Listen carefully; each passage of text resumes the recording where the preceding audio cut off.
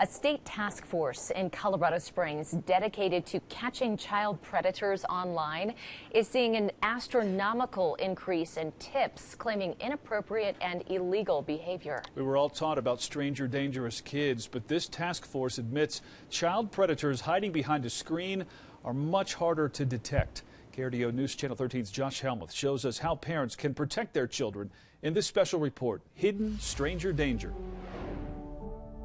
It's just so dangerous. Emmy Holt doesn't have much faith. I don't use a picture of myself on Facebook, if that tells you how I feel about the internet. With anything online. I had, sorry, it's kind of hard to talk about.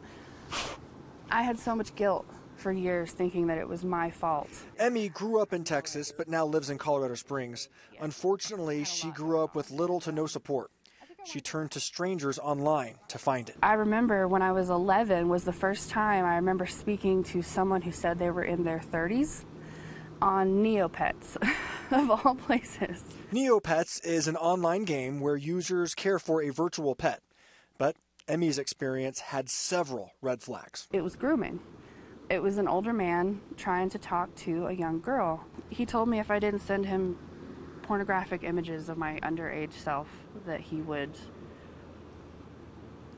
post my picture on porn websites. We reached out to Neopets for comment. They say they take the safety and security of their users seriously and that they monitor usage for words, phrases, and terms and notify authorities of any situations that are dangerous or improper.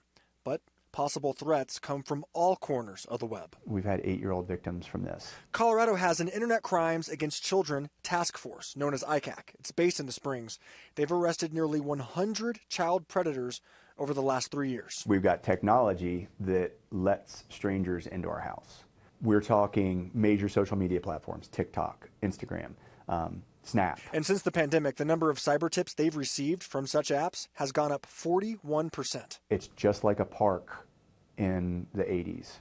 Kids are out playing and you got a guy sitting over there watching, except you don't know it's a dirty old man, you think it's one of your peers. The most common cases investigators see: blackmail, kids being exploited, coerced into taking pictures of themselves, and then those images being used against them. In fact, 1 out of 12 kids have exchanged messages with sexual predators.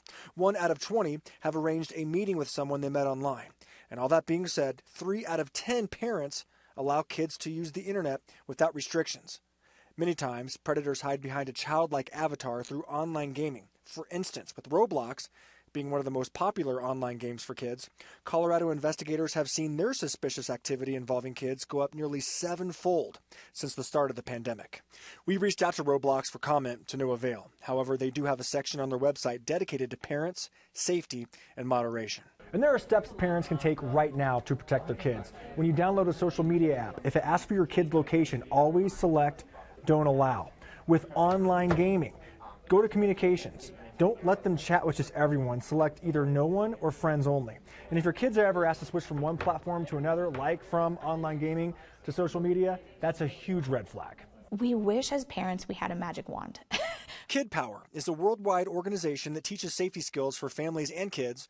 They've been in Colorado since the 90s, training more than 60,000 kids in Colorado alone. The relationship and the trust that you build with your kid is just as important as the apps you can put on a phone. Their biggest advice? Simply be present, listen, and keep communication open. Teens in particular, when they feel supported, when they feel acknowledged, that helps build that trust in that relationship with us as parents, which in turn is how we can keep them safe online, because they are then empowered to come to us if something makes them feel uncomfortable. As for Emmy, you just want to vet who's following your kid. Her hope is that by sharing her story, she can prevent another childhood filled with trauma.